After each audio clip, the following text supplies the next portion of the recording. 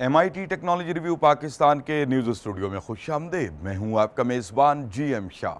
News round up का आगाज़ करते हैं।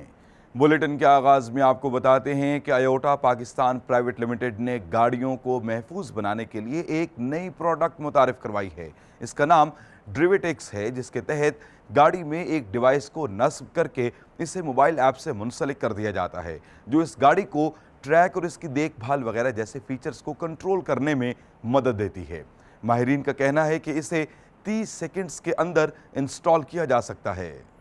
और अब आपको बताते हैं कि एक रूसी माहिर ने शहद की मक्खियों की मदद से बारूदी सुरंग तलाश करने का दिलचस्प तरीका ईजाद किया है। शहद की मक्खियों में सूंघने की हिस्स कुत्तों से ज़्यादा तेज़ होती है, जिसके तहत ये बारूदी सुरंग वाली जगह पर जमा होना शुरू हो जाती हैं। ताहम इस काम के लिए इनको ट्रेन किया जाता है। रूसी माहिर का कहना है कि इनको तजर्बा गाह में रखे गए बारूद पर शहद लगाकर इनकी हिस्स को बारूद से मानूस करवाया जाता है।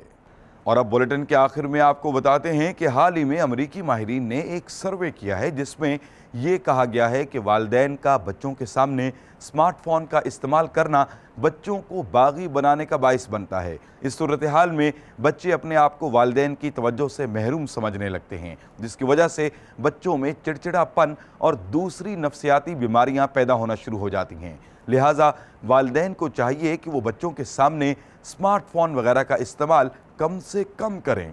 इसके साथ ही MIT टेक्नोलॉजी रिव्यू पाकिस्तान के न्यूज़ स्टूडियो से अपने मेज़बान GM शाह को इजाज़त दीजिए। अल्लाह निगहबान।